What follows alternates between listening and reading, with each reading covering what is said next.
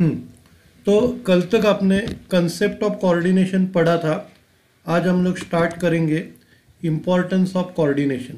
तो coordination is a vital requirement of today's complex organisation. तो ये इम्पॉर्टेंट रिक्वायरमेंट है आज के कॉम्प्लेक्स ऑर्गेनाइजेशन की। It is a method by which a manager can avoid conflict and eliminate duplication of work. तो उससे क्या करता है कि मैनेजर झगड़े को कम कर सकता है या निकाल सकता है या डुप्लीकेशन ऑफ वर्क को एलिमिनेट कर सकता है। Coordination has assumed increased export on account of growing complexity of business and rapid increase in specialization। तो कोऑर्डिनेशन में के वजह से इंपोर्ट इंक्रीज हो गया है और स्पेशलाइजेशन हर एक चीज़ में आ रहा है। The need and importance of coordination is explain as follows. सबसे पहला पॉइंट है division of labour. When the work is divided into speciality 7 functions of or department, a need arises for coordination of these activities। तो जब काम सातों department में speciality से काम होने लगता है तो उधर कोऑर्डिनेशन की ज़रूरत पड़ती है। Generally the greater the labour, greater the division of labour, greater is the need of coordination. तो जितना डिवीजन ऑफ लेबर ज़्यादा है उतनी कोऑर्डिनेशन की गरज है। कोऑर्डिनेशन एलिमिनेट्स ओवरलैपिंग और डुप्लीकेशन ऑफ वर्क। कोऑर्डिनेशन से ओवरलैपिंग या डुप्लीकेशन वर्क कम हो जाता है। Therefore coordination brings benefits of specialisation. तो इसके लिए कोऑर्डिनेशन स्पेशलाइजेशन के बेनिफिट्स लाता है। नेक्स्ट है interdependent units.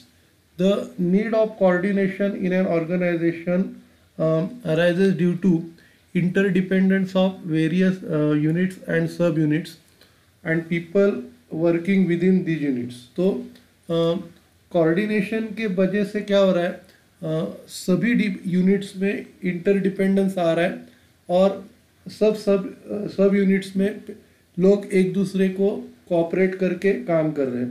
Because of this interdependence performance of one unit is affected by the others. तो ये इंटरडिपेंडेंस के वजह से एक का परफॉर्मेंस दूसरों के वजह से अफेक्ट हो रहा है। Therefore in order to optimise effective use of resources the efforts of all the units need to be integrated.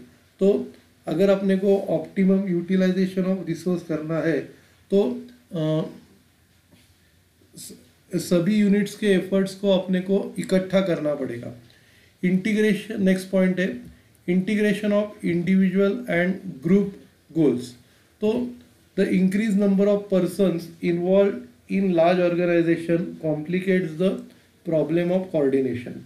तो जो आदमी बढ़े हुए हैं सभी ऑर्गेनाइजेशन से, उससे कोऑर्डिनेशन का प्रॉब्लम मुश्किल में पड़ता है। Each individual is unique acting to serve his own needs as well as those of organization। हर एक आदमी अलग अलग रहता है तो वो खुद के नीड अचीव करने में लगता है और ऑर्गेनाइजेशन के भी नीड अचीव करने में लगता है। नेक्स्ट पॉइंट है essence of management. Coordination is the key to other functions of management like planning, organisation and control. तो कोऑर्डिनेशन एक की है दूसरे फंक्शंस को, जैसे प्लानिंग है, ऑर्गेनाइजिंग है, कंट्रोल है। Coordination is exercise in each function of manager. तो मैनेजर के सभी कामों में कोऑर्डिनेशन आता है। Coordination makes planning more purposeful, organisation well balance and control more effective. तो कोऑर्डिनेशन के वजह से प्लानिंग पर्पसफुल होता है और ऑर्गेनाइजेशन वेल बैलेंस और उसमें कंट्रोल होता है। नेक्स्ट पॉइंट है smooth functioning. Because of the coordinated activities departments और units the work of organization run smoothly and efficiently. तो सभी एक्टिविटीज डिपार्टमेंट और यूनिट्स में कोऑर्डिनेशन हो रहा है तो अपना ऑर्गेनाइजेशन स्मूथली और एफिशिएंटली चलने लगता है। तो it improves the overall efficiency of the organisation. तो जिससे क्या होता है, अपने ऑर्गेनाइजेशन की ओवरऑल एफिशिएंसी इंक्रीज होती है। नेक्स्ट पॉइंट है moral. Coordination develops orderly arrangement which and turns enhance the moral and provide job satisfaction to the employees। तो coordination के वजह से क्या होता है, ऑर्डरली अरेंजमेंट होता है सभी चीज़ों का, तो जिससे लोगों का मोरल बढ़ता है और उनको जॉब सेटिस्फैक्शन मिलता है। बिकॉज ऑफ दिस एम्प्लॉयज़ में tend to remain loyal to the company. तो इसके वजह से एम्प्लॉयज़ हमेशा कंपनी को लॉयल रहते हैं। नेक्स्ट पॉइंट है सिनर्जी। सिनर्जी मतलब cooperation. Coordination generate synergy. Coordination synergy cooperation generate करता है। It produces results which are more than sum of the individual efforts. तो वो ऐसे रिजल्ट बनाता है कि वो सभी इंडिविजुअल एफर्ट्स के ऊपर होता है। It prevents duplication of efforts and minimizes the wastage of time and energy and thereby lead to more productive work। तो वो डुप्लीकेशन ऑफ एफर्ट्स को बचाता है, वेस्टेज को कम करता है, टाइम के वेस्टेज और एनर्जी को कम करता है, और जिससे हम लोग और प्रोडक्टिव बनते हैं। नेक्स्ट है achievement of goals. Coordination facilitates the accomplishment of goals by integration of the objectives of individuals with that of organization। coordination क्या करता है, इंडिविजुअल के जो ऑब्जेक्टिव्स है उनको ऑर्गेनाइजेशन के ऑब्जेक्टिव्स के साथ मर्ज करता है, जिससे क्या होता है, दोनों के गोल्स अचीव हो जाते हैं। नेक्स्ट पॉइंट है higher efficiency. Coordination is required to generate higher efficiency in the organisation. Coordination के वजह से ऑर्गेनाइजेशन में हायर एफिशिएंसी जनरेट होती है। Coordination leads to greater results at lower cost. कम खर्चे में अपने को अच्छे रिजल्ट मिलते हैं। This is because effective communication leads to reduce wastages and facilitates optimum use of resources.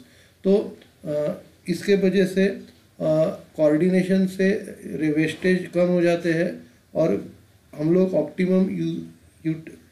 Optimum utilisation of resources मतलब कम से कम रिसोर्सेज में ज़्यादा से ज़्यादा फ़ायदा करते हैं।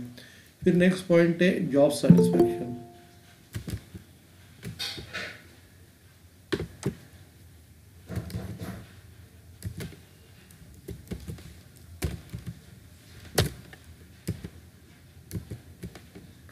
Next point, job satisfaction. Coordination is necessary to generate job satisfaction to the employees। Coordination के वजह से employees को job satisfaction मिलता है। Coordination leads to teamwork। Coordination से teamwork होता है। Teamwork में increase in commitment to the employees। तो teamwork उनकी commitment को बढ़ा सकता है। Greater commitment leads to greater efforts on the part of the employees. तो जितनी कमिटमेंट ज़्यादा है उससे कंपनी के एफर्ट्स भी ज़्यादा होते हैं। Greater efforts result in high performance. ज़्यादा एफर्ट से क्या होता है, परफॉर्मेंस ज़्यादा होता है, which result in greater towards. हाँ, तो उससे क्या होता है, रिजल्ट ज़्यादा होने लगते हैं और एम्प्लॉयज़ को रिवार्ड्स मिलने लगते हैं। Higher rewards further enhance job satisfaction. ज़्यादा रिवॉर्ड्स मिलने से क्या होता है, उसको जॉब सेटिस्फैक्शन मिलता है। ठीक है, आप इधर तक पढ़ के लो। फिर ये नेक्स्ट क्वेश्चन है, ये हम लोग करते हैं।